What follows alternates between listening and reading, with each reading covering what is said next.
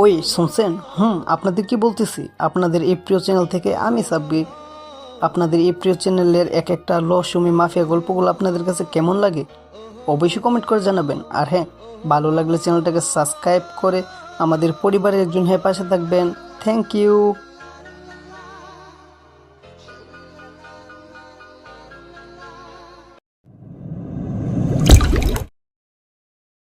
Sir, আপনাকে একটা ছেলের কথা বলেছিলাম না, যে কিনা সব কিছুতে পারদর্শী, এবং কিছুদিন আগে জঙ্গি হামলা হয়েছিল।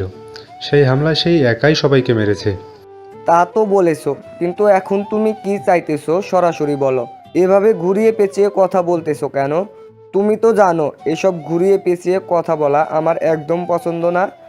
আসলে স্যার, আমি চাচ্ছিলাম কি, ওই এতিম ছেলেটাকে যদি আপনার বাসার কাজের জন্য রাখতেন তাহলে খুব ভালো হতো।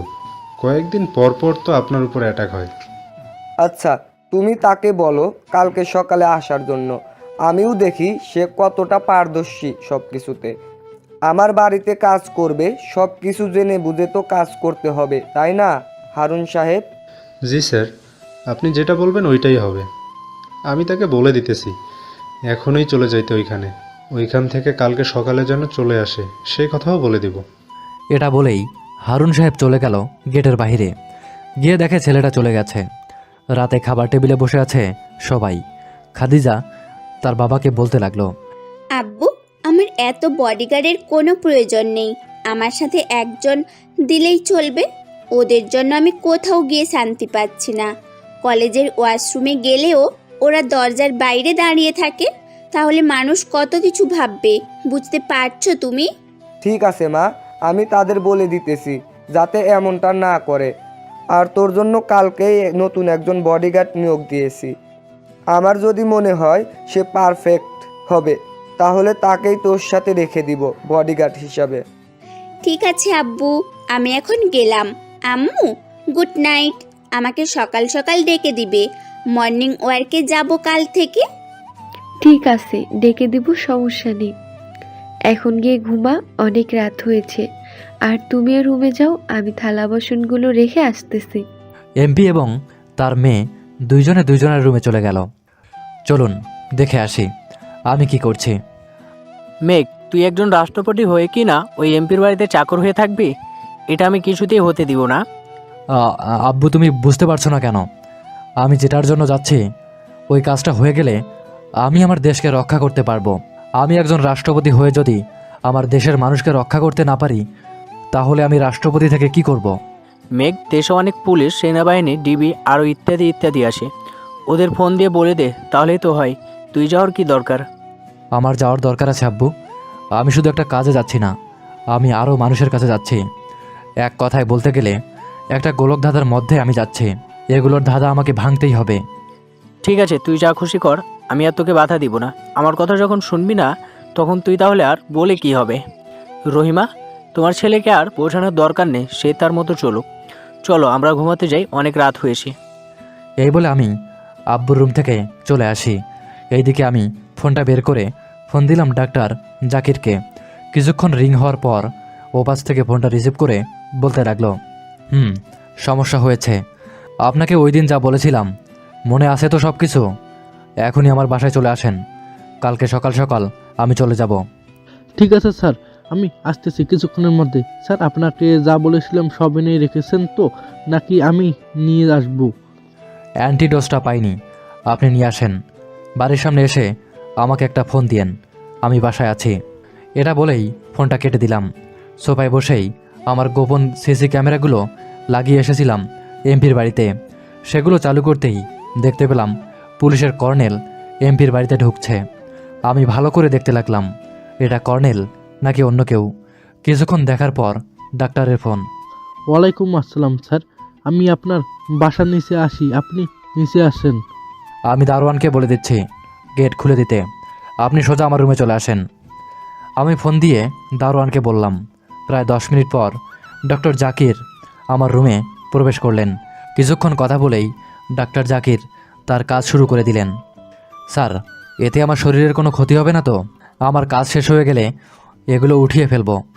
কোনো সমস্যা হবে না, আপনি যখন ইচ্ছে তখন উঠতে পারবেন।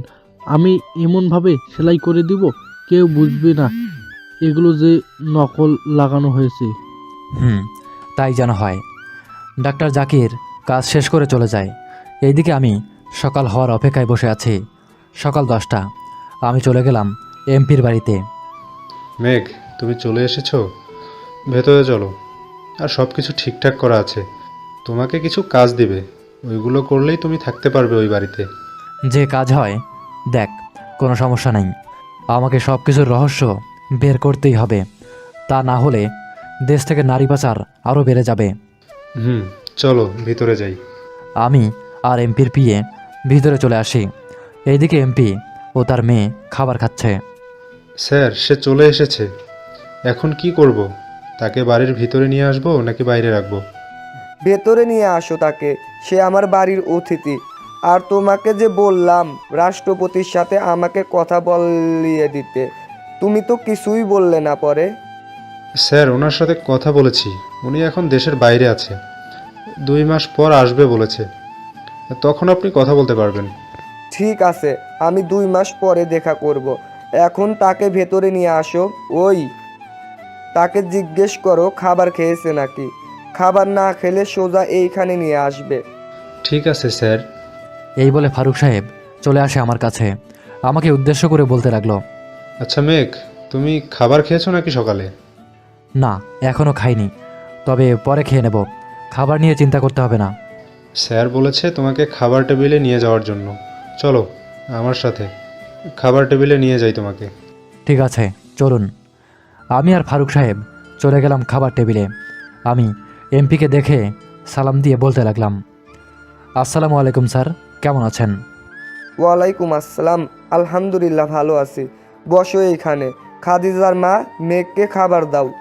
আমি টেবিলে বসতেই খাদিজা কেমন করে যেন আমার দিকে তাকালো। এটা দেখে ভাবতে লাগলাম, এই রে, চিনে ফেললো নাকি? আমাকে চিনে ফেললে তো সমস্যা হয়ে যাবে। আব্বু, ওনাকে কেমন চেনা চেনা লাগছে আমার। কোথায় যেন দেখেছি ওনাকে। কোথায় আর দেখবেন ম্যাম, কালকে তো আপনাদের বাসার নিচেই দাঁড়িয়েছিলাম। যখন আপনি বাইরে থেকে ভিতরে ঢুকছিলেন তখনই হয়তো দেখেছেন। হয়তো, কিন্তু আপনাকে পুরো আমাদের দেশের রাষ্ট্রপতির মতো লাগতেছে। দাড়িটা ফেলে দিলেই পুরো রাষ্ট্রপতি আপনি, তাই না আব্বু? মেঘ, খাদিজা যা বলেছে একেবারেই সত্যি কথা বলেছে। তোমাকে দেখতে রাষ্ট্রপতির মতো লাগতেছে। আচ্ছা, খাবার খেয়ে নাও। এরপর তোমার কয়েকটা পরীক্ষা নিব। যদি পরীক্ষায় টিকে যাও তাহলে থাকতে পারবে। ইনশাআল্লাহ স্যার, আমি পারবো। আমি খাওয়া দাওয়া করে একটু রেস্ট নিয়ে চলে আসি বাইরে। এমপি সাহেব বলতে লাগলো, আমি তোমাকে 3টা পরীক্ষা নিব। একটা বুদ্ধির পরীক্ষা আর 2টা শক্তির পরীক্ষা। পারবে তো দিতে? পারবো। ওই যে বড় একটা তারা দেখতেছো, ওই তালা আর চাবি হারিয়ে গেছে। তোমার মাথায় খাটিয়ে ওই তালাটা খুলতে হবে। এর জন্য তোমাকে 10 মিনিট সময় দেওয়া হবে। আচ্ছা স্যার, 10 মিনিট সময় দিলেই হবে, আমার এত বেশি সময় লাগবে না। এটা বলেই আমি চলে গেলাম তার কাছে। ভালোভাবে তালাটা দেখতে লাগলাম। কিছুক্ষণ পর পকেট থেকে একটা ক্লিপ বের করলাম। ক্লিপটা দিয়ে তালাটা খুলে ফেললাম। এটা দেখে এমপি সাহেব কিছুটা অবাক হয়ে গেল, কারণ এই তালা আজ পর্যন্ত 100 জন পরীক্ষা দিয়েছে, কিন্তু কেউ বলতে পারেনি। বাহ মেঘ, বাহ! আজ পর্যন্ত 100 জন এই তালাটা খোলা ট্রাই করেছে, কিন্তু পারেই নাই। আর তুমি কিনা 10 মিনিটের মধ্যে খুলে ফেললে। হ্যাঁ স্যার, আর কি করতে হবে বলুন, আমি এখনই করে দিচ্ছি। আমার মেয়ের গালে এমনভাবে একটা চর মারতে হবে যাতে সে একটু ব্যথা না পায় এবং গালে কোনো দাগ না থাকে। কিন্তু স্যার, আপনি আপনার মেয়েকে মারার জন্য বলছেন। আপনার মেয়েকে মারলে আপনি তো কষ্ট পাবেন। আমি এই কাজ করতে পারবো না। তুমি এই কাজেও ফার্স্ট হয়েছো। শেষ কাজ হচ্ছে মানুষ যা যা বলবো তাই করতে হবে তোমাকে। ধরো কাউকে ফোন করতে বলি, তাহলে তাকে খুন করতে হবে। অন্য কাজ দিন। যদি আমাকে পুলিশে ধরে নিয়ে যায় তখন কি হবে? আমার তো কেউ নেই। ওরা যদি আমাকে ফাঁসিতে ঝুলিয়ে মৃত্যুদণ্ড দেয় তাহলে তো কবর দেওয়ার মতো কেউ থাকবে না আমার। তোমাকে কেউ কিছুই করতে পারবে না, আমি আছি তো। চলো এখন বাসার ভিতরে যাই, বাহিরে সূর্যের আলো অনেক। আমি আর এমপি চলে আসি ভিতরে। দুইজনে সোফায় বসে আছি। এমন সময় খাদিজা বলতে লাগলো, আব্বু, তোমাকে যা বলেছিলাম মনে আছে তো? হুম হুম, তাদের বলে দাও যাতে আমার সাথে আর না যায়, আমি একা যাব। তারা কেউ যাবে না মেঘ, তুমি খাদিজাকে কলেজে নিয়ে যাবে আর নিয়ে আসবে। যদি প্রয়োজন হয় তোমাকে ফোন দিব, তোমার ফোন নাম্বারটা দাও। স্যার আমি তো ফোন চালাই না। একটা ফোন ছিল, ওইটা পানিতে পড়ে নষ্ট হয়ে গেছে। এরপর থেকে ফোন চালাই না। খাদিজা মা, কলেজ থেকে আসার সময় মেঘকে একটা ফোন কিনে দিস। বিকেলে আমি বাসায় এসে তোকে টাকা দিয়ে দিব। ঠিক আছে আব্বু, আপনি চলেন আমার সাথে। আমি কোনো কিছু না বলে চলে আসি গাড়িতে।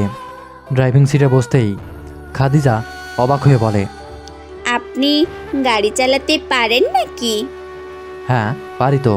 কেন, কি হয়েছে? আমি কি গাড়ি চালানোর যোগ্য না? আরে তা না, আসলে আপনি আগে গাড়ি চালিয়েছেন নাকি চালান নাই এটা তো আর আমি জানি না। আচ্ছা, এখন তাড়াতাড়ি চলেন কলেজে। আমি গাড়িটা নিয়ে চলে আসি কলেজে। গেটের সামনে খাদিজাকে নামিয়ে দিয়ে গাড়িটা পার্কিং করে বসে রই। প্রায় 3 ঘন্টা পর খাদিজা গাড়ির কাছে এসে বলে, এখন শপিং মলের দিকে চলেন, আপনার জন্য একটা ফোন কিনবো, আর এই নেন চকলেট খান। আমি চকলেট খাই না। কি বললি তুই? আমি যেটা দিই সেটা খেতেই হবে, তা না হলে আমি লাথি মেরে গাড়ির ভেতর থেকে বাইরে ফেলে দিব। ফেলে দিতে হবে না, খাচ্ছি খাচ্ছি। এই বলে আমি চকলেটটা নিয়ে খাচ্ছি আর গাড়ি চালাচ্ছি। কিছুক্ষণের মধ্যে চলে আসি শপিং মলে। আমার জন্য একটা ফোন কিনলো। এই দেখো, ফোনটা পছন্দ হয়েছে নাকি? সুন্দর না হলে আমার সাথে ভেতরে চলো, তোমার পছন্দ মতো কিনবে। থাক, এটাই চলবে। আমার খুব পছন্দ হয়েছে। আর আপনাকে ধন্যবাদ। আমার জন্য আপনি কতটুকু কষ্ট করলেন। এখানে ধন্যবাদ দেওয়ার মতো কোনো কিছুই নেই, আব্বু বলেছে তাই কিনে দিয়েছি। আমি ড্রাইভ করে চলে আসি বাসায়। কলিং বেল দিতে খাদিজার আম্মু এসে দরজা খুলে দিল। মেঘ, তোমার স্যার ছাদে আছে। আমি আসলে বলেছিল তোমাকে বলার জন্য যাতে উপরে যাইতা। আচ্ছা আন্টি, আমি যাচ্ছি। এটা বলে আমি চলে গেলাম ছাদে। গিয়ে দেখি কয়েকজন লোকের সাথে বসে কি যেন কথা বলছে। আমাকে দেখে এমপি সাহেব বলতে লাগলো, মেঘ আসো, তোমার জন্য অপেক্ষা করেছিলাম। স্বামী ভাইয়ের নাম হচ্ছে মেঘ। দেখেন তো আমাদের রাষ্ট্রপতির মতো লাগতেছে নাকি ফেসটা? পুরো হুবহু রাষ্ট্রপতির মতো লাগতেছে। তা মেঘ, তোমার বাড়ি কোথায়? স্যার আমার নিজস্ব বাড়ি বলতে কোনো কিছুই নেই। আমি বস্তিতে বড় হয়েছি একজন চাচার কাছে। ওই চাচাও কয়েকদিন আগে মারা গেছে। ও আচ্ছা, তোমাকে একটা কাজ করতে হবে, পারবে তো? কাজটা করতে যদি পারো তাহলে তোমাকে নিয়ে একটা জায়গায় যাব। ওইখান থেকে আরও ভালো ভালো খাবার এবং দামি দামি গাড়িতে চলতে পারবে। তোমাকে কোনো কিছুই করতে হবে না, শুধু আমার কথা মতো চলতে হবে। আমাকে কি করতে হবে বলেন, আমি করে দেব। আগে বসো এখানে, এরপর সব কিছু বলতেছি তোমাকে। তোমাকে আমি রাষ্ট্রপতির আসনে বসাবো, কিন্তু একটা শর্ত আছে। এইখানে আমাদের কথা সবসময় শুনতে হবে। এই পিক সেই পিক করলে তোমাকে সোজা উপরে পাঠিয়ে দেবো, মনে থাকে তো?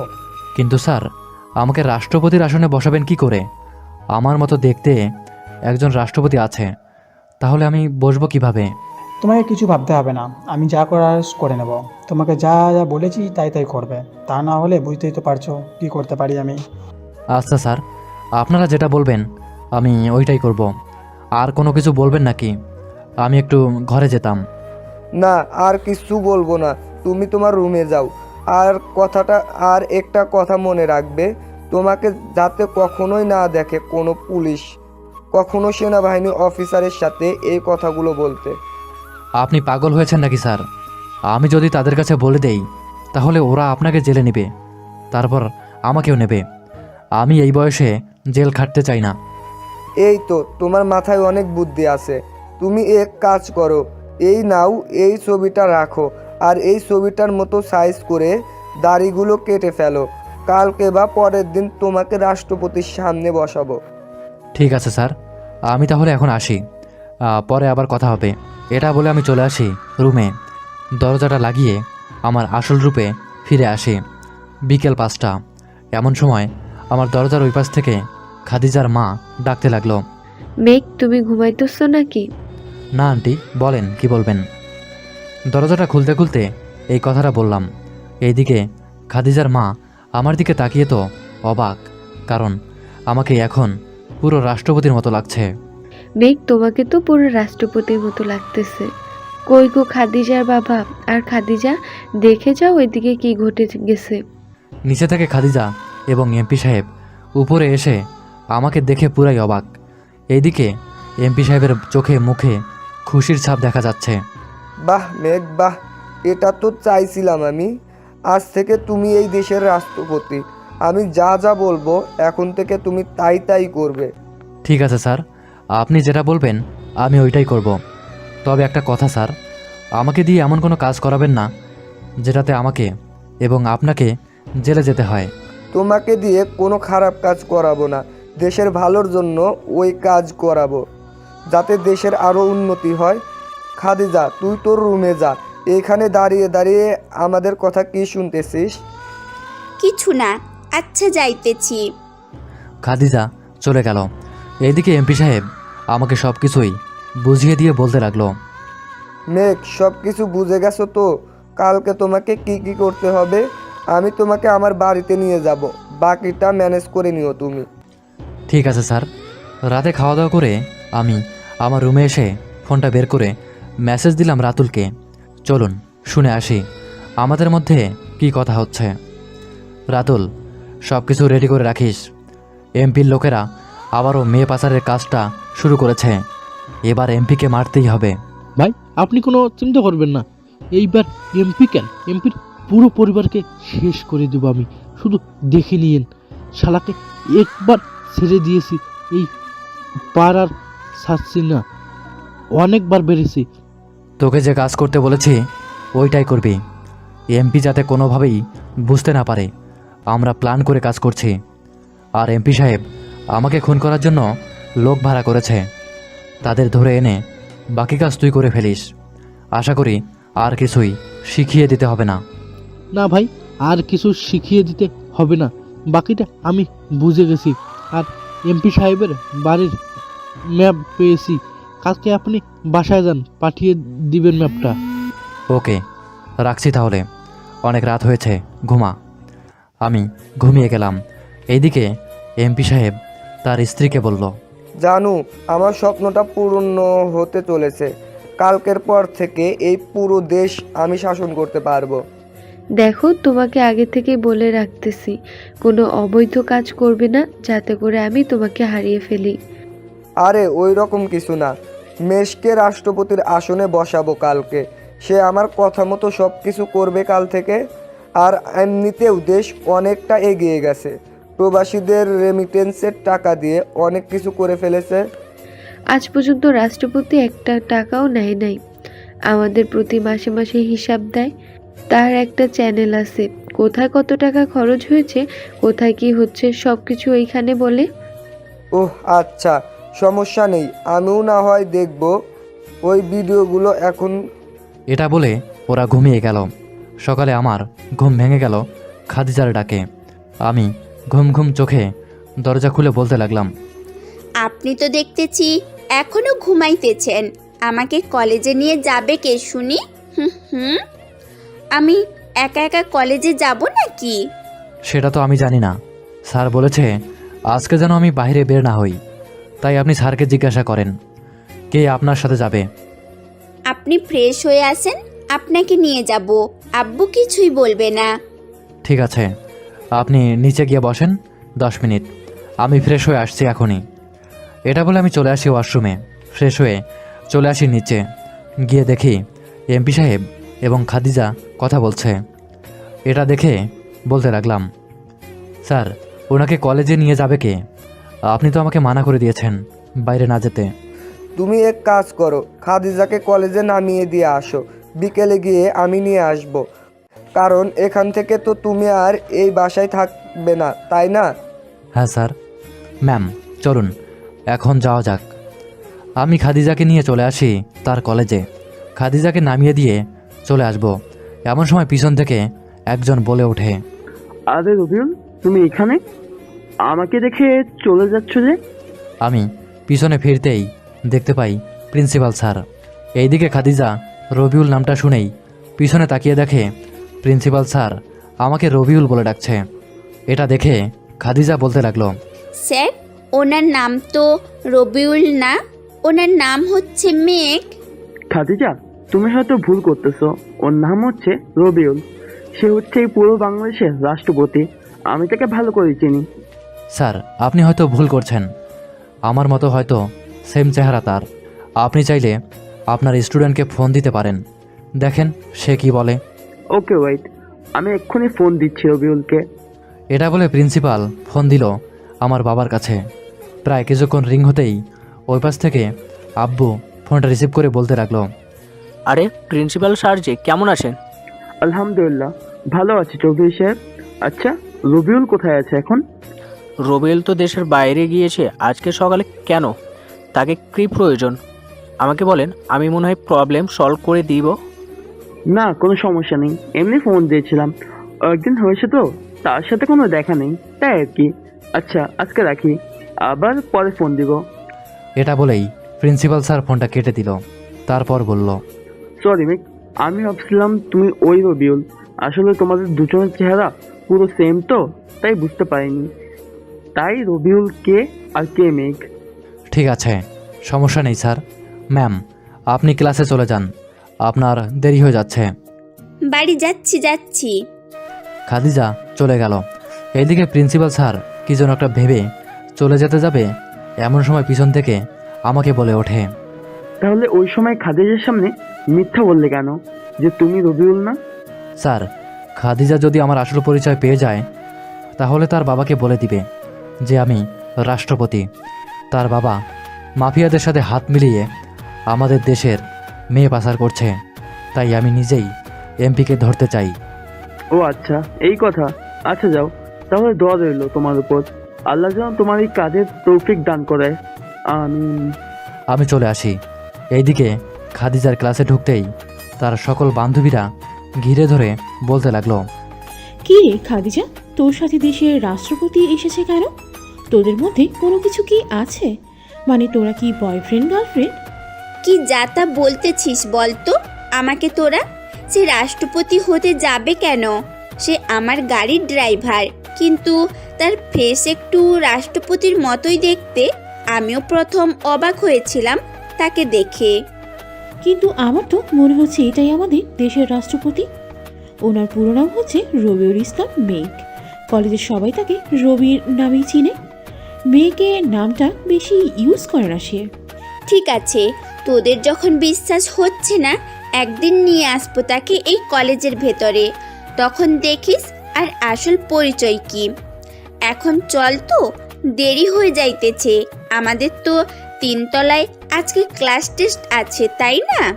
আরে মনেই ছিল না। চল তাড়াতাড়ি, 10টা বেজে গেছে অলরেডি। খাদিজা এবং তার বান্ধবীরা চলে গেল তাদের পরীক্ষার হলরুমে। গিয়ে দেখে সবাই বসে আছে, স্যার এখনও আসেনি। খাদিজা তার সিটে গিয়ে বসে পড়ল। এইদিকে আমি চলে আসি এমপির বাড়িতে। এসে দেখি এমপি সাহেব রেডি হয়ে বসে আছে। আমাকে দেখে বলতে লাগলো, মেঘ, এত দেরি হলো কেন তোমার? সেই কখন থেকে অপেক্ষা করেছিলাম তোমার জন্য। স্যার গাড়ির চাকা পাংচার হয়ে গেছিল, পাল্টাতে একটু সময় লেগেছে, এর জন্যই আসতে একটু দেরি হয়ে গেছে। ও আচ্ছা, চলো এখন আমরা রাষ্ট্রপতির বাড়িতে যাব। চলেন। আমি সবাইকে নিয়ে চলে আসি আমার বাড়িতে। এইদিকে আমার বাসার সকল লোকই জানে যে আমি এই বাড়ির ছেলে মেঘ। এমপি এবং তার লোকেরা এখনও জানে না আমি রাষ্ট্রপতি। আমি আমার বাসায় এসে কলিং বেল দিতেই মা এসে দরজা খুলে দিল। মেঘ, তুই চলে এসেছিস?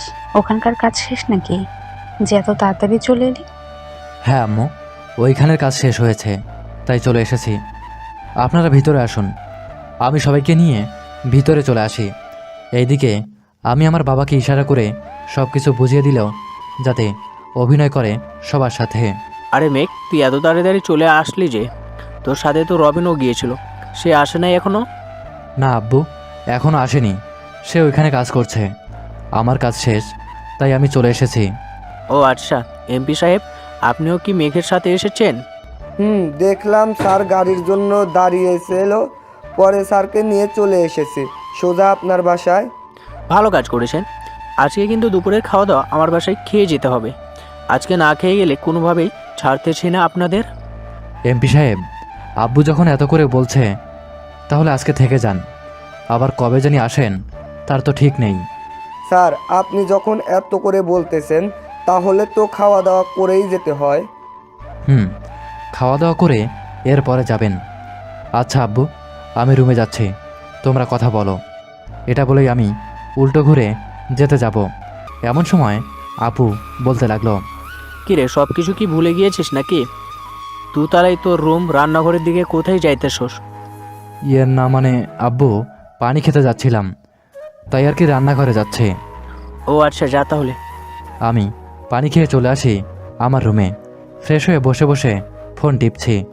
এমন সময় এমপি সাহেব আমার রুমে আসলো। আমাকে ফোন টিপতে দেখে বলতে লাগলো, বাহ মেঘ বাহ, তুমি তো দেখি আজকে অভিনয়টা খুব ভালো করেছো। এইভাবেই লেগে থাকো, আমি আছি তোমার পাশে। আজকে রাতে মেয়ে পাচার হবে, তুমি শুধু সেনাবাহিনীদের বলে দিবে যাতে ওইখানে না যাওয়ার জন্য। ঠিক আছে এমপি সাহেব, আপনি এটা নিয়ে কোনো চিন্তা করবেন না, আমি দেখে নেব সব কিছু। চলেন খাওয়া দাওয়া করে নেই, এবার তো আপনারা চলে যাবেন। চলো, আর সাবধানে থাকবে যাতে ওরা না বুঝতে পারে তুমি তাদের রবিউল না, তুমি আমাদের মেঘ। এটা কোনোভাবেই বুঝতে পারবে না। দেখেননি কেমন অভিনয়টা করেছি আজকে? ঠিক এইভাবেই অভিনয় করব প্রতিদিন, তাহলে দেখবেন আর সন্দেহ করবে না। আর আপনি আমাদের বাসায় এত আসবেন না, আসলে বুঝতে পারবে ওরা। ঠিক আছে, সেটা নিয়ে তোমাকে চিন্তা করতে হবে না, আমি এই বাড়িতে আসবো না বেশি। আমি সবাইকে নিয়ে খাওয়া দাওয়া করে বসে আছি। এমন সময় এমপি সাহেব বলে ওঠে, আজকে তাহলে আমরা যাই চৌধুরী সাহেব, আবার আসবো অন্যদিন। আজকে চলে যাবেন? থাইকেন এইখানে কয়েকটা দিন। না চৌধুরী সাহেব, আমাদেরও তো কাজ আছে, বসে থাকলে চলবে না।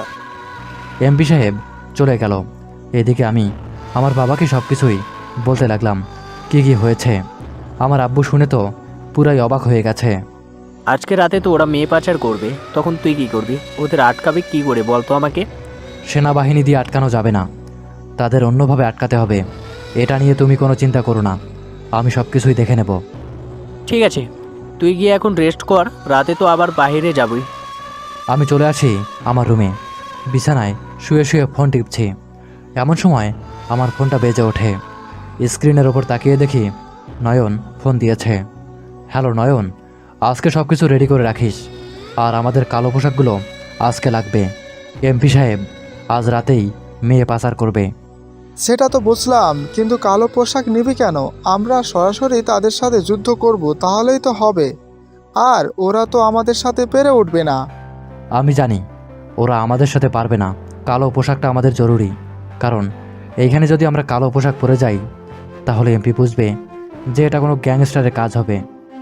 বুঝতে পারছিস আপনি কি বলতে চাইতেছেন? আচ্ছা, আমি সকল কিছু রেডি করে রাখবো, তবে আমাদের দল থেকে কে যাবে একটু বলে তাদের কেউ বলি রেডি হয়ে থাকতে। আমাদের দল থেকে মোট 10 জন নিবি, যারা ভালো স্নাইপার চালাতে পারে এবং ভালো ফাইট করতে পারে। শত্রুপক্ষের একজনকে ছেড়ে দিতে হবে, যাতে সে এমপির কাছে খবর দিতে পারে সকল মেয়েদেরকে কারা যেন নিয়ে গেছে। ওকে ভাই, এখন রাখছি তাহলে। আপনি ঠিক 6টায় চলে আসবেন। আমাদের আড্ডার এইখান থেকেই না হয় আমরা চলে যাব। রাখছি তাহলে, এখন সন্ধ্যায় ফোন দিয়ে দেবো তোকে। আমি ফোনটা রেখে ঘুমিয়ে পড়ি। বিকেল 5টা। এমন সময় আমার ফোনটা বেজে ওঠে। তাকিয়ে দেখি নয়ন ফোন দিয়েছে আবার। কিরে, কি হয়েছে আবার? এখন আবার ফোন দিলি কেন? ভাই, আপনার আসতে হবে না, আমরা দেখে নিতে পারবো তাদের। আপনি বাসায় থাকেন। আমার যেতে হবে ওখানে অন্য একটা কারণে। এটা তুই বুঝতে পারবি না কেন যাব আমি। গাড়িটা নিয়ে চলে আয় তো আমাদের বাসার সামনে। ঠিক আছে ভাই, আসতেছি এক্ষুনি। নয়ন ফোনটা কেটে দিল। এইদিকে আমি ফ্রেশ হয়ে হালকা পাতলা নাস্তা করে গাড়িতে উঠে পড়লাম। প্রায় 30 মিনিট পর যে জায়গা থেকে মেয়েগুলো পাচার হবে ওই জায়গায় আমি চলে আসি। গাড়ির ভিতরে বসে আছি। এমন সময় এমপি সাহেবের ফোন। মেঘ, তুমি সেনাবাহিনী এবং পুলিশদের বলে দিয়েছো নাকি যাতে আমাদের বাড়িগুলো না আটকে রাখে? হ্যাঁ স্যার, আমি বলে দিয়েছি ওরা আটকে রাখবে না।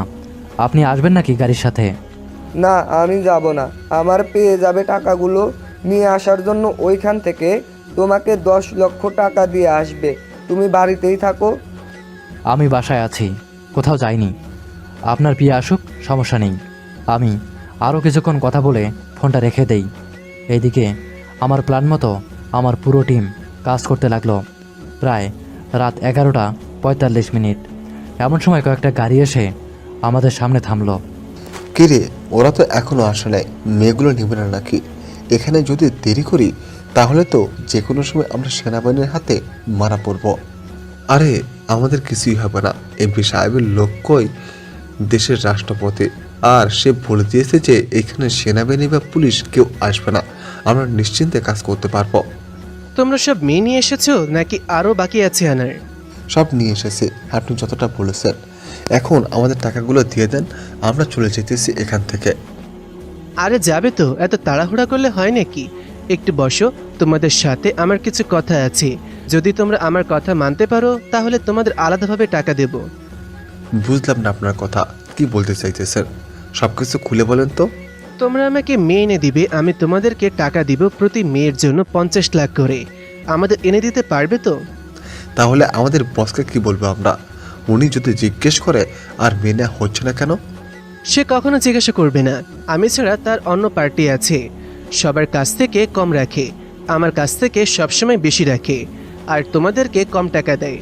তার চাইতে তোমরা সবাই একটা টিম করে আলাদা হয়ে যাও, এতে তোমাদের জন্য ভালো হবে। এক রাতে কোটিপতি হয়ে যেতে পারবে, ভেবে দেখো একবার। কিরে সোহেল, কিছু তো বল, আমরা কি করব? এখন বসের কাছ থেকে চলে গিয়ে আমরা আমাদের নতুন জ্ঞান তৈরি করব, নাকি বসের কাছে থাকবো? আরমান, উনি যেটা বলেছে একদম ঠিক বলেছে। আমরা যদি বড়লোক হতে চাই তাহলে আমাদের বসের কাছ থেকে চলে আসতে হবে, তা না হলে আমরা কোনোভাবেই বড়লোক হতে পারবো না। তাহলে আপনার সাথে ডিল ফাইনাল, তবে আমাদেরকে এখন 1 কোটি টাকা অ্যাডভান্স দিয়ে দিতে হবে। যদি পারেন তাহলে বলো, আর না পারলে যেতে পারো এই মেয়েগুলো নিয়ে। অবশ্যই দিতে পারবো, টাকার কোনো কমতি নেই আমার কাছে। এই নাও তোমাদের 1 কোটি টাকা, আর এই তো তোমাদের বসের 90 কোটি টাকা। ঠিক আছে, মেয়েগুলো গুনে নিয়ে যান, তাড়াতাড়ি আমাদেরকে আবার যেতে হবে বাড়িতে। দেরি হলে আবার শালা এমপি বেটা ফোন দেবে। এই তো নাম নিতে না নিতেই শালার ফোন হাজির। আসসালামু আলাইকুম স্যার। ওয়ালাইকুম আসসালাম। সব কিছু ঠিকঠাক আছে তো নাকি ওইখানে? স্যার, সব কিছু ঠিকঠাক আছে। আচ্ছা, আপনাকে পরে ফোন দিতেছি, এখন কাজ করব। ঠিক আছে। এমপি সাহেব ফোনটা কেটে দিল। এইদিকে আমি আমার পুরো টিম নিয়ে ওদের সামনে যেতেই ভয় পেয়ে গেল। ওরা আমাদেরকে দেখে আরমান বলতে লাগলো, এই কে আপনারা, আর এখানে এসেছেন কেন? কি চাই এখানে? শালা তোর মাথাটা চাই আমি, দিবি? এই নয়ন, ধর শালাকে। আমার কথা শুনে নয়ন এবং তার ছেলেপেলেরা মিলে সবাইকে বেঁধে রেখে দিল। এইদিকে আমি ভারতের মাফিয়ার সামনে এসে বলতে লাগলাম, আমাদের দেশ থেকে মেয়ে নিয়ে যাবি, এতই শখ তাই না? আজকে তোর পুরো শখ আমি মিটিয়ে দেব, মনে রাখিস। এই নয়ন, আমার ফাস্টেস্ট বক্সটা নিয়ে আয়, শালাকে একটা শিক্ষা দিয়ে দেই। এই নে ভাই, আগে থেকে সব কিছু রেডি করে রেখেছি, কি কি করতে হবে বলে একবার, বাকিটা আমি নিজেই করে দিতেছি। আমি ফাস্টেস্ট বক্সটা খুলে একটা ছুরি হাতে নিয়েই ভারতের মাফিয়া কিং আটকে ওঠে আর বলতে লাগে, আমাকে ছেড়ে দেন, আমি আপনার 2টা পায়ে পড়তেছি, প্লিজ আমাকে ছেড়ে দেন। ওরে শালা, তোদেরকে তো ছাড়ার জন্য ধরিনি। নয়ন, ওর মুখটা খুলতো, ওর জিব্বা কেটে কুকুরকে খাইয়ে দেব। আমার কথা মতো নয়ন ভারতের মাফিয়া কিংয়ের মুখটা খুলে দিতেই আমি লোহার একটা শিক গরম করে জিব্বাতে ঢুকিয়ে দেই। এইদিকে ভারতের মাফিয়া কিংয়ের অবস্থা পুরাই টাইট। সে কি বলবে বুঝতে পারছে না, কোনো কথাই নেই তার মুখে। ভারতের মাফিয়া তার জিব্বা পুরোটাই বের করে, আমি কেটে ফেলি। এইদিকে কাটা মুরগির মতো কাতরাচ্ছে সে। ভাই, ওর মুখ সেলাই করে দেই আমি, তা না হলে এমনভাবেই কাতরাতে থাকবে। মুখ সেলাই করলে কিছুক্ষণের এর মধ্যে মারা যাবে। মুখ সেলাই করার কোনো দরকার নেই, সে এমনিতেই ঠিক হয়ে যাবে। কিরে, বাকিদের অবস্থা তো দেখি পুরাই বেহাল। এই, তোরা আমার কথা শুনবি নাকি তোদের বসের কথা শুনবি? ভাই, আপনি যেই হন না কেন আমাদের ছেড়ে দেন, আমরা আর কোনোদিন এইখানে আসবো না। আর এইসব খারাপ কাজও করবো না। তোরা যেই খারাপ কাজ করবি না তার কোনো গ্যারান্টি আছে নাকি? আমার জানা মতে কোনো কুত্তার লেজ কখনোই সোজা হয় না। তোরা কি করে সোজা হবি বলতো? ভাই আমাদের বিশ্বাস করেন, আমরা বাংলাদেশ থেকে পালিয়ে অন্য কোনো দেশে চলে যাব, দরকার পড়লে রিক্সা চালিয়ে আয় রোজগার করব, তবু এই খারাপ কাজ করবো না আর আমরা। এই তো এখন লাইনে এসেছিস, তোর বসকে ফোন দিয়ে বল যে এসব কাজ ছেড়ে দিতে। তা না হলে তার জীবন এইভাবে কাটা মুরগির মতো ছটফট করবে। আমি আর ওই এমপির সাথে কোনো মানুষের বলতে চাই না, প্লিজ ভাই আমাকে ছেড়ে দেন, আমি চলে যাবো এখনই। ছেড়ে দিতে পারি একটা শর্তে, আজ থেকে তুই রিক্সা চালাবি।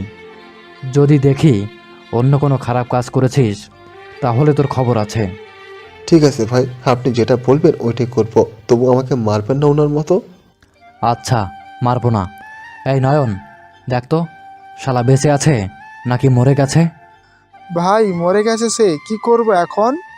প্যাকিং করে লাশটা এমপির বাড়ির সামনে রেখে আয়, বাকিটা এমপি নিজেই বুঝে নেবে কি করতে হবে তার। ঠিক আছে ভাই, আপনি তাহলে গাড়িতে গিয়ে বসেন, আমরা আমাদের কাজটা শেষ করে আসতেছি এক্ষুনি। আমি চলে আসি গাড়িতে। এইদিকে নয়ন সবাইকে নিয়ে তাদের অন্য একটা গাড়িতে উঠিয়ে দিল আর সবাইকে উদ্দেশ্য করে বলতে লাগলো, আমার সাথে আমার আস্তানায় যাইতেছে, আজ থেকে আমার মতো ভালো কাজ করে দেখাবো কোনটাতে বেশি সুখ আছে আর কোনটাতে বেশি দুঃখ আছে। ঠিক আছে ভাই চলেন, আজ থেকে আমরা ভালো কাজ করব আর কখনই খারাপ কাজ করব না। নয়ন তাদের কাজ শেষ করে চলে আসে আস্তানায়। এদিকে আমি আমার রুমে ঢুকে ফ্রেশ হয়ে বসে আছি। এমন সময় এমপির ফোন। মেঘ, তোমাকে না বলেছিলাম তোমাদের সেনাবাহিনীরা যাতে আমার লোকেদের না আটকায়, ওরা আমার লোকেদের আটকে রেখেছে। তুমি ফোন দিয়ে বলে দাও তাদের। স্যার, ওরা তো কাউকে আটকায়নি, আপনি ফোন দেন আপনার লোককে। সে যেখানে আছে সেখানে হয়তো নেটওয়ার্ক নেই, তাই ফোন তুলতে পারছে না। আমি তো একটু আগেও কথা বলেছি তার সাথে, তাহলে এখন কেন ফোন রিসিভ করতেছে না সে? স্যার, এটা তো আমি বলতে পারছি না, আপনি দেখেন সে কোথায় আছে, আর না হয় আপনি সেখানে যান, তাহলেই দেখতে পারবেন আছে নাকি নেই। আমার সাথে এমপি সাহেব কথা বলছে। এমন সময় তার দারোয়ান বলতে লাগলো, স্যার বড় একটা বক্স কারা যেন বাড়ির বাইরে রেখে গেছে, আপনি চলেন তো আমার সাথে, একটু নিচে যাই। তুমি দেখতে পারো না বক্সের ভেতরে কি রাখা আছে? আমাকে এসে বলতেছো যাওয়ার জন্য? তোমাকে রেখেছি কাজ করার জন্য, মাস শেষে তো ঠিকই তোমার টাকা তোমার নিয়ে নাও। স্যার আপনি এই কথাটা বলতে পারলেন? আমি সেই 15 বছর ধরে এই বাড়িতে দারোয়ান হিসেবে ছিলাম আর এখনও আছি, তাই বলে আপনি এসব বলবেন? আমি কালকে সকালে এই চাকরি ছেড়ে চলে যাব। যা যা, তোদের কোনো প্রয়োজন নেই আমার, আপদ বিদায় হলেই বাঁচি। দারোয়ান চলে গেল নিচে, বক্সটা ভিতরে রেখে দিল। সকাল হতেই যমুনা টেলিভিশনে দেখাতে লাগলো যে ভারতের মাফিয়া কিং আজকে রাতে বাংলাদেশের এলাকায় মারা গেছে। গোপন সূত্রে জানা গেছে যে মেয়ে পাচার করে নিয়ে যাওয়ার জন্য এইখানে এসেছিল সে, এসব বলছিল আর ইত্যাদি ইত্যাদি কথা। আব্বু, খেলা জমে গেছে, এখন শুধু দেখার পালা কি হয়। এমপিকে এমন শিক্ষা দেব, বাপের জন্মেও এমন কাজ করবে না আর। আমিও দেখতে চাই আমার ছেলে কি করতে পারে। তবে তোর মা একটা কথা বলেছিল 2 দিন আগে, যদি অনুমতি দেস তাহলে বলবো। আমার কাছে অনুমতি চাওয়ার কি আছে, বলে ফেলো। আম্মু কি বলেছিল তোমাকে? তোর আম্মু বলেছিল তোর জন্য পাত্রী দেখতে। তোর যদি কোনো মেয়ে পছন্দ থাকে আমাকে বল, আমি তার বাবা মায়ের সাথে কথা বলে দেখি, তারা যদি চায় তাহলে তাদের মেয়েকে আমাদের বাড়ির পুত্রবধূ করে আনবো। আব্বু, একটা মেয়ে তো পছন্দ হয়েছে, সেটা তো এমপির মেয়ে, সেও তো তার বাবার মতো এমন কাজ করতে পারে, তাই না? আগে সব খোঁজখবর নেই, এরপর দেখা যাবে কি করা যায়। ঠিক আছে, তোর যেটা ভালো লাগে ওই টাইপ কর, তোকে আর কিছুই বলবো না আমি। যেদিন সব খোঁজ খবর পাবি ওই দিন ওই কাজী ডেকে বিয়ে করিয়ে দিবি তাদের, হোক রাতে কিংবা সকালে। ঠিক আছে আব্বু, আমি এখন রেস্ট নেই, সবেমাত্র কাজ শেষ করে আসলাম। আমি চলে আসি আমার রুমে, ফ্রেশ হয়ে বিছানায় শুয়ে পড়তেই আমার ফোনটা বেজে ওঠে। তাকিয়ে দেখি এমপি সাহেব আবারও ফোন দিয়েছে। কলটা রিসিভ করেই বলতে লাগলাম, মেঘ, তুমি কি কাউকে কিছু বলতেছো? যে আমার এমন এমন জায়গায় মেয়ে পাচার করতে যাবে? আমি বলতে যাব কেন স্যার? আমি তো কাউকে চিনিও না যে বলবো কাউকে। হঠাৎ এই কথা জিজ্ঞাসা করছেন কেন স্যার? আমি তো কিছু বুঝতে পারছি না। না মানে তুমি যদি বলে থাকো তাহলে তো আমার শত্রুর পক্ষের লোকেরা সব কিছুই জেনে যাবে। আমাদের মিশন কোথায় কোথায় হচ্ছে প্রতিদিন। না স্যার, আমি কাউকে কিছু বলিনি। আপনি আমাকে বস্তি থেকে তুলে এনে এই রাষ্ট্রপতির আসনে বসিয়েছেন। এত বড় সুযোগ আমি মিস করি কিভাবে বলেন তো? জানো আজকে কত কোটি টাকা লস হয়েছে আমার? 90 কোটি টাকা লস হয়েছে। মেয়েগুলো থাকলেও আমি আবার বিক্রি করতে পারতাম, কিন্তু আমার কোনো লোকদের ওই খবরও পাচ্ছি না। ওরা যে কোথায় গিয়ে লুকিয়ে আছে। চলে আসবে, চিন্তা করবেন না স্যার। আচ্ছা, এখন রাখছি।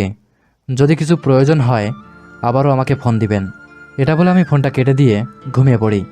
বিকাল 5টায় ঘুম ভাঙল খাদিজার ডাকে। চোখটা খুলেই আমি শিহরিত, কারণ খাদিজা আমার বাসায় চলে এসেছে। ম্যাম, আপনি কখন এসেছেন এখানে? আর আসার সময় আমাকে ফোন দেননি কেন? ফোন দিলেই তো আমি আপনাকে নিজেই নিয়ে আসতাম। প্রায় 100+ ফোন দিয়েছি তোকে। ফোনটার দিকে তাকিয়ে দেখ তো। আমি ফোনটার দিকে তাকিয়ে দেখি 100+ কল উঠে আছে স্ক্রিনে। এটা দেখে বলতে লাগলাম, সরি ম্যাম, আসলে ঘুমিয়েছিলাম তো তাই বুঝতে পারিনি। তা কিসের জন্য এখানে এসেছেন আমাকে বলেন। আর আম্মু আব্বু আপনাকে দেখেনি তো? সবাই দেখেছে আমাকে, কিন্তু আসল কথা হচ্ছে তুই তোর মা বাবাকে কি বলেছিস বল তো? তুই আমাকে পছন্দ করিস এটা বলেছিস ওদের? এই রে খাইছে, আম্মু আব্বু সব কিছু বলে দিল নাকি? কি রে, চুপ করে আছিস কেন? কথা বল। আসলে ম্যাম, কি যে বলি আপনাকে। থাক, এসব বাদ দেন, পরে বলবো নে। এখন চলেন, খাওয়া দাওয়া করে নেবেন। সত্যি করে বল তো, তুই রাষ্ট্রপতি নাকি অন্য কেউ? আর আমাদের বাসায় ছদ্মবেশী রূপে গিয়েছিলি কেন? সব বলবো, আগে আমার সাথে নিচে চলেন, এরপর সব কিছুই বলছি। আমি ফ্রেশ হয়ে খাদিজাকে নিয়ে চলে আসি নিচে। সিডিটা লাগিয়ে দেই। খাদিজাকে তার বাবার কুকর্মের কাজগুলো দেখাতে লাগলাম। দেখেছেন তো আমি আপনার বাসায় কেন ছদ্মবেশী রূপে গিয়েছিলাম? আপনার বাবাকে হাতে নাতে ধরতে চেয়েছি। আমি আমার প্ল্যান মতোই কাজ করছি। আশা করি আপনি কখনোই বাধা দিবেন না আমাদেরকে। আপনি আপনার কাজ করতে থাকেন, আমি আমার বাবার শাস্তি চাই। তাকে ফাঁসিতে ঝুলিয়ে দিলেও আমার কোনো যায় আসবে না। আমি আমার আম্মুকে নিয়ে আসবো কালকে। এখানে সব কিছু দেখব, আম্মু যেটা বলবে ওইটাই হবে। ঠিক আছে, তবে আপনার বাবা যেন এই সব কিছুই না জানতে পারে। জানতে পারলে তিনি সতর্ক হয়ে যাবেন। তাই আমাদেরকে গোপনে কাজ করতে হবে। ঠিক আছে, করেন। আমি তাহলে আজকে গেলাম। আরে মা, কোথায় যাচ্ছ?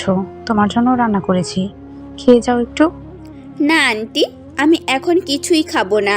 আপনি খাবারটা একটা বাক্সে দিয়ে দেন, বাড়িতে গিয়ে খেয়ে নিব। ঠিক আছে, তাহলে একটু বসো, আমি দিচ্ছি এখনই। আমার মা পুরো খাবারটাই দিয়ে দিল খাদিজাকে। এদিকে আমি খাদিজাকে নিয়ে চলে আসি এমপির বাসায়। কলিং বেল দিতেই এমপি সাহেব এসে দরজা খুলে দিল। আরে মেঘ, তুমি? হ্যাঁ স্যার, ম্যাম গিয়েছিল রাষ্ট্রপতির বাড়িতে, আমি নিয়ে আসলাম এখন। ম্যাম, আমি তাহলে এখন আসি। ঠিক আছে, যান। আর কিছু না বলে তাড়াতাড়ি চলে আসি আমাদের বাসায়। পকেট থেকে ফোনটা বের করে নয়নকে ফোন দিলাম। হ্যালো নয়ন, কোথায় আছিস এখন? এই তো ভাই, বাসায় হয়ে আছি। কেউ না কিছু প্রয়োজন নাকি? না, কোনো প্রয়োজন নেই। তুই আস্তানায় এসে এমপির ফোনটা এমনভাবে হ্যাক করবি যাতে সে বুঝতে না পারে তার ফোনে কিছু হয়েছে। ঠিক আছে ভাই, কাজ শেষ করে আমি আপনাকে ফোন দিয়ে জানিয়ে দেবো। এখন রাখছি তাহলে। নয়ন ফোনটা কেটে দিয়ে চলে আসে আস্তানায়। কাজ শেষ করে আমাকে ফোন দিয়ে বলে দিল রাত 9টা। এমন সময় এমপির ফোনে একটা কল আসলো। চলুন শুনে আসি কি বলছে। আরিয়ান সাহেব, আপনি কখন আসবেন? মেয়ে তো রেডিও করে রেখেছি আমরা। তাহলে কালকে রাতেই আসতেছি শাহবাগে, ওইখানেই দেখা হচ্ছে আপনার সাথে। কি বলেন আপনি? আসেন, অবশ্যই দেখা হবে। কেন দেখা হবে না? রাত 9টায় ওইখানে আমাদের সকল কিছু পৌঁছে যাবে। আর টাকা ক্যাশ দিবেন নাকি ব্যাংকে পাঠিয়ে দিবেন? টাকা ক্যাশ দিব, ব্যাংকে পাঠাতে পারবো না আমি। ঠিক আছে, রাখছি তাহলে এখন। এমপির কথা শেষ হতেই আমি নয়নকে ফোন দিয়ে সব বলে দিলাম কি কি করতে হবে। এইদিকে নয়নও রাতের মধ্যেই সব কাজ কমপ্লিট করে ফেলল। দেখতে দেখতে রাত পেরিয়ে সকাল হয়ে গেছে, সকাল 10টা। এমন সময় আমার ফোনটা বেজে ওঠে। তাকিয়ে দেখি খাদিজা ফোন করেছে। কলটা রিসিভ করতেই ওপাশ থেকে বলতে লাগলো, মেঘ, তুমি কোথায় আছো? এখনই আমার সাথে দেখা করো, তোমার সাথে জরুরি কথা আছে, এখনই দেখা করো আমার সাথে। আমাদের বাড়িতে আসো না, বাড়িতে আব্বু আছে। তুমি কলেজের সামনে আসো, আমি এখনই বের হব কলেজের জন্য। ঠিক আছে, আমি এখনই আসছি, তুমি তাড়াতাড়ি আসো, আবার আমাকে একটা জায়গায় যেতে হবে। ঠিক আছে, আসতেছি। আমি চলে আসি কলেজের সামনে। এসে দেখি খাদিজা চলে এসেছে। আমি খাদিজার কাছে যেতেই খাদিজা আমাকে বলতে লাগলো, তোমাকে মেরে ফেলার জন্য আব্বু লোক ভাড়া করেছে, তুমি সেফটিতে থাকো প্লিজ, তোমার যেন কিচ্ছু না হয়। আর এইটা রাখো, এটাতে এমন কিছু আছে যেটা তোমার কাছে থাকলে সব সময় সুরক্ষিত থাকবে। এসবের কোনো কিছুই দরকার নেই আমার। এই গাড়িটা দেখছো না, এটা রিমোট কন্ট্রোল। আমি যেটা করব এই গাড়িটা সেটাই করবে। চায়না থেকে বানানো হয়েছে গাড়িটা। ও আচ্ছা, তাহলে তো ভালোই হলো তোমার জন্য। এখন তুমি বাড়িতে চলে যাও, আমি কলেজ শেষ করে তোমাদের বাসায় যাব আম্মুকে নিয়ে। ঠিক আছে, নিয়ে আসো। আমি চলে আসি বাড়িতে। আমার রুমে প্রবেশ করেই বক্সটা খুলতে লাগলাম। ভিতরে একটা চিপ আর একটা চিরকুট এমনভাবে রাখা হয়েছে যাতে কেউ বুঝতে না পারে এটা চিরকুট। চলুন শুনে আসি চিরকুটে কি লেখা আছে। মেঘ, এই চিপটা আমার বাবা দিয়েছে, তোমার ব্যাপারে সব কিছু জেনে গেছে যে তুমি এই সব করতেছো, তাই আব্বু আমাকে ব্ল্যাকমেল করে এটা পাঠিয়েছে। তুমি যা যা বলবে আব্বু সব কিছু শুনতে পারবে। ও আচ্ছা, তাহলে এমপি সাহেব আমার ব্যাপারে জেনে গেছে। তাহলে তো তাকে আমার কারিশমা দেখাতে হয়।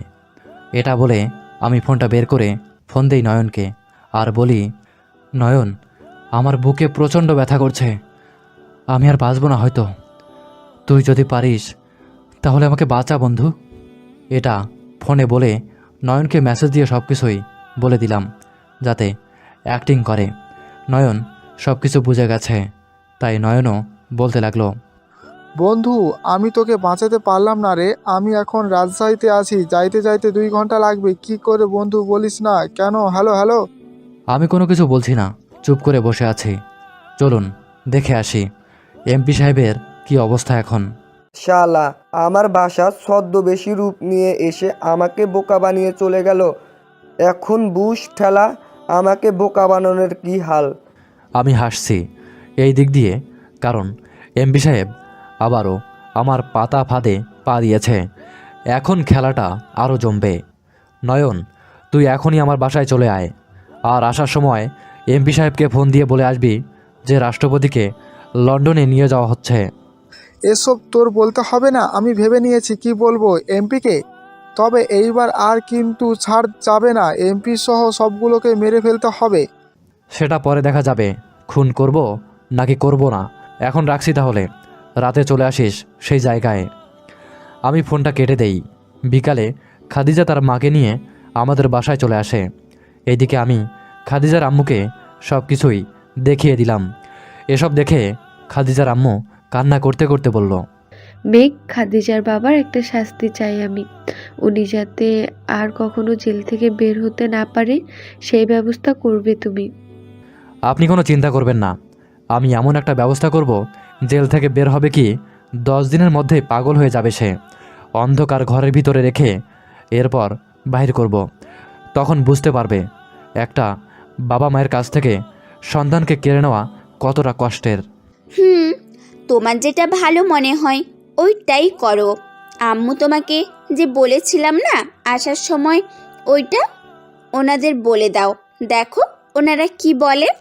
মেঘ, খাদিজার সাথে তোমার বিয়েটা দিব ভাবছিলাম। এখন যদি তুমি রাজি থাকো তাহলে বিয়েটা দিতে পারবো। বিয়ে তো করতে পারবো, কিন্তু এখন করব না। আগে আমার সকল কাজ শেষ হোক, এরপর বিয়ে করব। আচ্ছা, আমি এখন বাইরে যাচ্ছি। আম্মু, রাতে বাসায় নাও ফিরতে পারি। ঠিক আছে, যা, সাবধানে থাকিস তুই।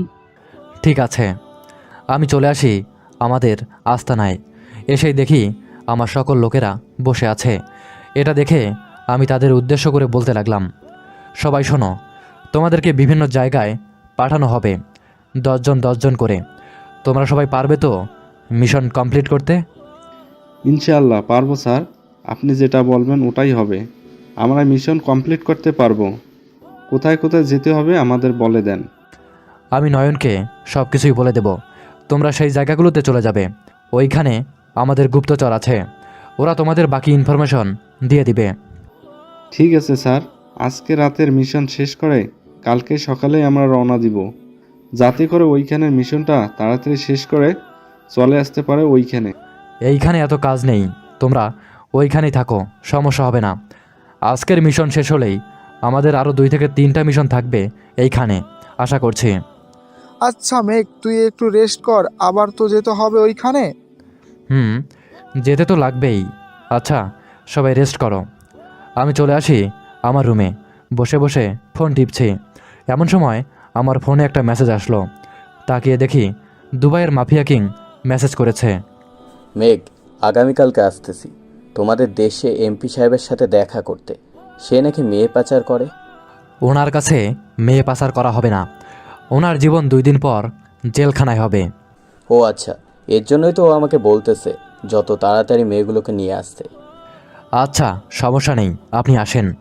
কালকে আসলে আমি আপনার সাথে ডিল ফাইনাল করছি। আপনি আসেন, আপনারও একটা ব্যবস্থা করব। তুমি কি আমাকে ভয় দেখাচ্ছ নাকি যে আমি গেলেই আমাকে মেরে ফেলবে তুমি? হয়তো মারতেও পারি, এটার কোনো গ্যারান্টি আছে নাকি? আপনাকে কেন, বিভিন্ন দেশের মাফিয়াদের যদি আমি মারতে পারি, আপনাকে মারতে পারবো না কেন এটা বলেন। আমাকে মারা তো দূরের কথা, আমার কাছে আসতে পারবি না। আমার কাছে আসতে গেলে তোকে আমার মতো 7 জনকে মেরে এরপর আসতে হবে আমার কাছে। ঠিক আছে, কালকে আসেন আপনি, আপনার ব্যবস্থা আমি একাই করছি। আপনার মতো 7 জন কেন, 100 জনকেও যদি নিয়ে আসেন তাদেরকেও মেরে ফেলতে পারবো।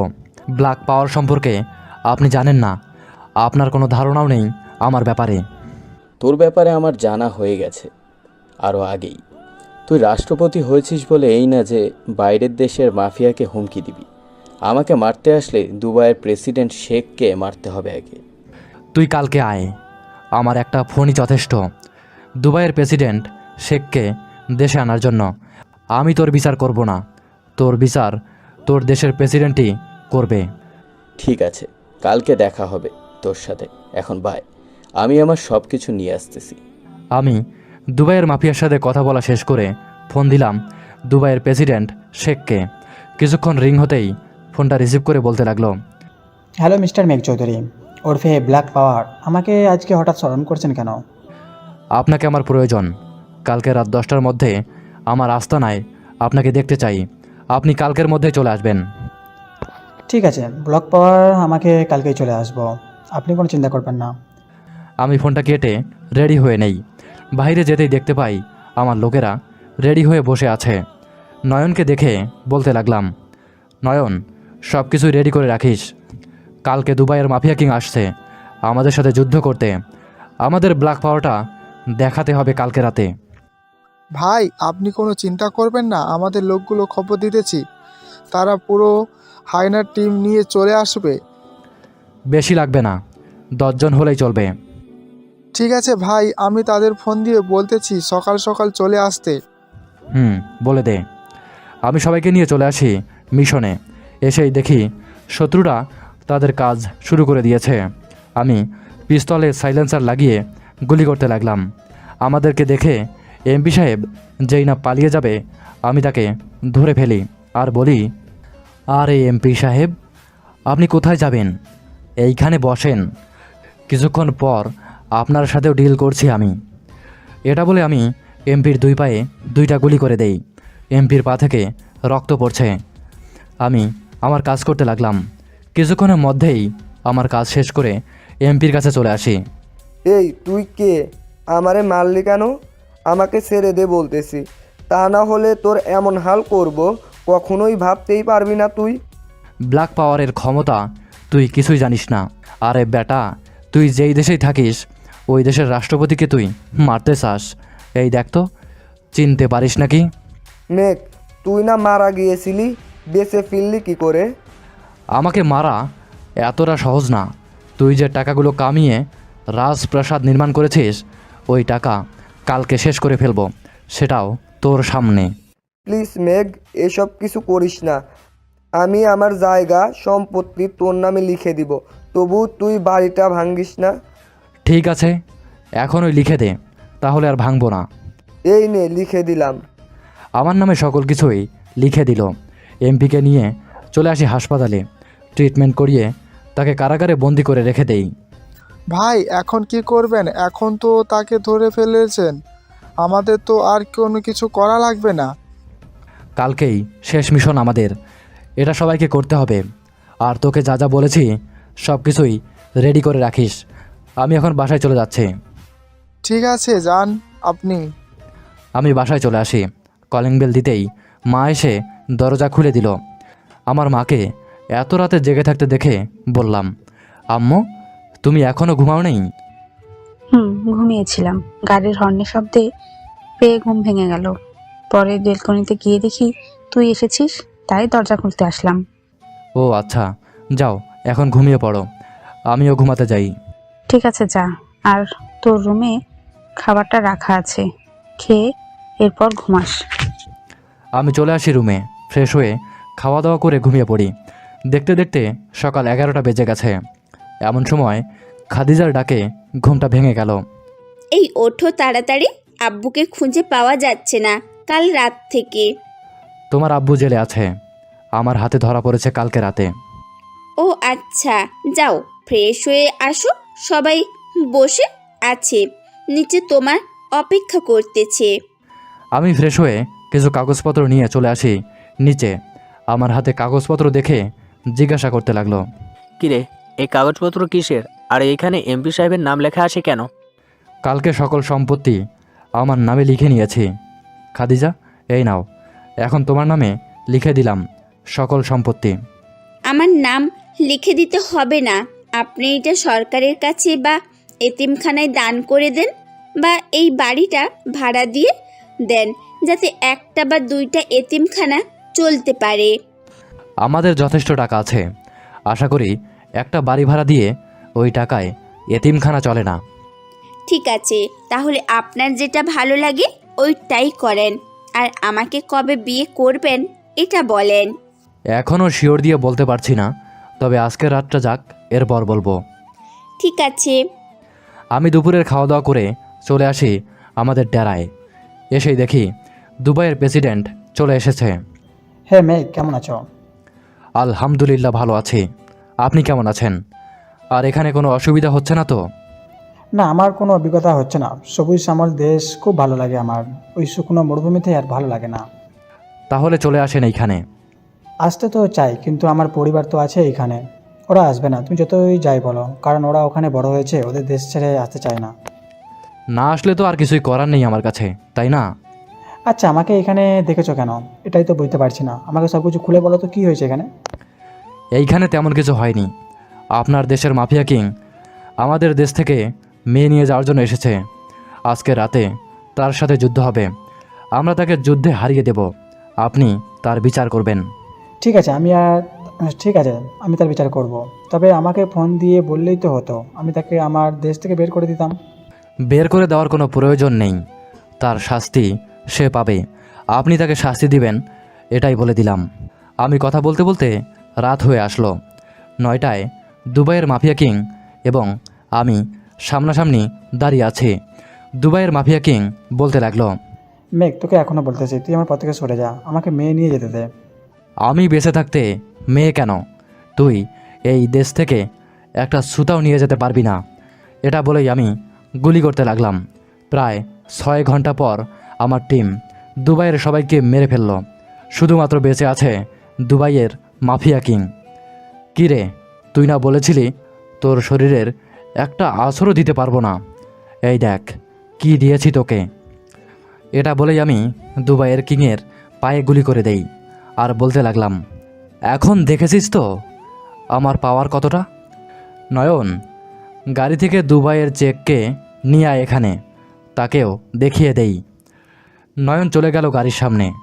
দুবাইয়ের প্রেসিডেন্টকে নিয়ে সোজা চলে আসলো আমার সামনে। এই দেখ, তোদের দেশের প্রেসিডেন্টকে নিয়ে এসেছি। আপনি এখন এই কুত্তার বাচ্চার বিচার করেন। আমি দেখতে চাই ওর কি বিচার বা করেন আপনি। নয়ন, গাড়িতে গিয়ে দেখো আমার ব্যাগ আছে, ওই ব্যাগটা নিয়ে আসো, তোর বিচার আমি করতেছি। নয়ন গাড়ি থেকে ব্যাগটা নিতেই দুবাইয়ের প্রেসিডেন্ট তার ব্যাগ থেকে একটা টাইম বোমা বের করে দুবাইয়ের মাফিয়া কিংয়ের পেটে ছেড়ে দিয়ে তাকে লাথি মেরে বলতে লাগলো, মেঘ, এটাকে এখনো বেঁধে রাখো, 10 মিনিটের মধ্যে তার শরীরে থাকবে না এখানে। নয়ন বেডের সাইডে রেখে দে আর পুলিশকে খবর দিয়ে দে যাতে এখান থেকে লাশগুলো নিয়ে যায়। ঠিক আছে, আমি এখনই খবর দিয়ে দিতেছি। আপনি শেখ সাহেবকে নিয়ে ডেরায় চলে যান, আপনাদের বিশ্রাম প্রয়োজন এখন। তোরা কাজ শেষ করে চলে আয়। আমি আর দুবাইয়ের প্রেসিডেন্ট চলে আসি আমাদের ডেরায়। আমি ফ্রেশ হয়ে খাওয়া দাওয়া করে নেই। এইদিকে আমার ফোনটা বের করে দেখি খাদিজা অনেকগুলো ফোন করেছে। আমি খাদিজাকে ফোন দিতেই ওই পাশ থেকে খাদিজা বলতে লাগলো, মেঘ, এখন কোথায় আছো তুমি? বাড়িতে চলে আসো, রাত তো অনেক হয়েছে, আর কত বাইরে থাকবে বলো? সকালবেলা আসবো বাড়িতে, তুমি এখন ঘুমিয়ে থাকো, কাজ করছি আমি। এটা বলেই আমি ফোনটা কেটে বিছানায় শুয়ে পড়লাম। সকাল হতেই আমি সবাইকে সব কিছুই বুঝিয়ে দিয়ে চলে আসি বিমানবন্দরে। দুবাইয়ের প্রেসিডেন্টকে বিদায় দিয়ে চলে আসি বাসায়। কলিং বেল দিতেই খাদিজা এসে দরজা খুলে দিল। সারা রাত কোথায় ছিলেন আপনি? আর এখন কয়টা বাজে যে এখন বাসায় এসেছেন? আর বলো না, অনেক কাজ করেছি কালকে রাতে। চলো রুমে যাই। আর আব্বু আম্মুকে বলো যে রাতে যেন আমাদের বাসায় কাজে ডেকে আনে। তোমাকে আজকে রাতেই বিয়ে করব। সত্যি বলতেছো নাকি মিথ্যে বলতেছো? সত্যি বলছি, আজকে রাতেই তোমাকে বিয়ে করব। এখন চলো ভিতরে যাই। এটা বলে আমি ভিতরে চলে আসি। রুমে এসে ফ্রেশ হয়ে নিচে আসতেই আব্বু বলতে লাগলো, কিরে, দুবাইয়ের মাফিয়া কিং নাকি বম ব্লাস্টে মারা গিয়েছে? খবরে দেখলাম। হ্যাঁ আব্বু, দুবাইয়ের মাফিয়া কিংকে আমি নিজেই মেরেছি। আজকে রাতেই আমাদের বিয়ে হবে। তুমি চাইলে কাজই রাখতে পারো। কোন আয়োজন না করে বিয়ে করে ফেললো নাকি? অন্তত তোর কাছের বন্ধু বান্ধব আর আমাদের আত্মীয়দের খবর দেই। হ্যাঁ, খবর দিয়ে দাও। আর আমি এখন ঘুমালাম। যদি কিছু কেনাকাটার দরকার হয় তাহলে রহিম চাচাকে নিয়ে চলে যাও। ঠিক আছে, তুই এখন গিয়ে ঘুমা, যা করার আমরা ওই করে নিতেছি। আমি চলে আসি আমার রুমে। বিছানায় পা এলিয়ে দিতেই ঘুম চলে আসলো। বিকেলে ঘুম ভাঙলো নয়নের ডাকে। ভাই ওঠেন, বিকাল হয়ে এসেছে, বাড়িতে অনেক মেহমান এসেছে, আপনাকে নিচে যেতে বলতেছে সবাই। করছি, তুই নিচে যা, আমি ফ্রেশ হয়ে আসছি। এটা বলেই আমি ওয়াশরুমে চলে যাই।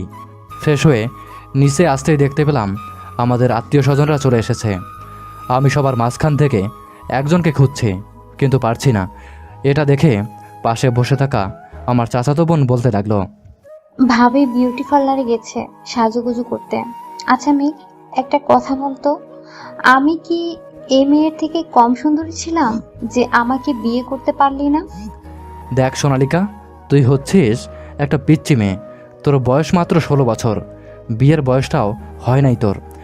এখন যদি তোকে বিয়ে করি তাহলে তো পুলিশ আমাকে ধরে নিয়ে যাবে বাল্য বিবাহ করার কারণে। ও আচ্ছা, একবার বিয়ে করেই দেখছি আমি পিচ্ছি। এইসব কথা বাদ দে তো, আগে বল সোহান কেমন আছে? তাকে তো দেখলাম না, আসে নাই নাকি বিয়েতে?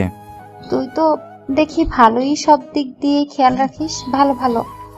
সোহান কাজের জন্য দেশের বাইরে গেছে, চলে আসবে 10 দিন পর। আমি কথা বলছি এমন সময় নয়ন এসে আমাকে নিয়ে চলে যায় আমার রুমে। পাঞ্জাবি পায়জামা পরিয়ে দিয়ে বলতে লাগলো, এখন নিচে যা, কাজী সাহেব অপেক্ষা করছে।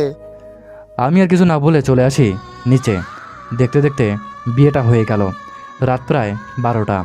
আমি বাসর ঘরের সামনে দাঁড়িয়ে আল্লাহর নাম নিয়ে ভিতরে ঢুকে পড়লাম। আমাকে দেখে খাদিজা নিচে নেমে এসে আমার পা ধরে সালাম করতেই আমি খাদিজাকে উঠিয়ে বুকের সাথে জড়িয়ে ধরলাম। মিস খাদিজা, চলেন নামাজ আদায় করে নেই। চলো, অনেক রাতও হয়ে গেছে। আমি আর খাদিজা নামাজ আদায় করে নেই। এইদিকে খাদিজা উঠে চলে গেল বিছানায়। আমি জায়নামাজগুলো ভাঁজ করে রেখে আসলাম খাদিজার কাছে। ঘুমটা উঠিয়ে বলতে লাগলাম, মাশাল্লাহ, আমার বউটা দেখতে অনেক সুন্দর। এটা বলেই আমি খাদিজার কপালে চুমু দিতে থাকি। খাদিজাও আমার ঠোঁট জোড়া কামড়ে ধরল। আস্তে আস্তে দুজনে সুখের সাগরে ডুব দিলাম। আজকের গল্পটা এই পর্যন্তই। আবারও দেখা হবে অন্য কোনো গল্পে। সবাই ভালো থাকবেন, সুস্থ থাকবেন। ধন্যবাদ।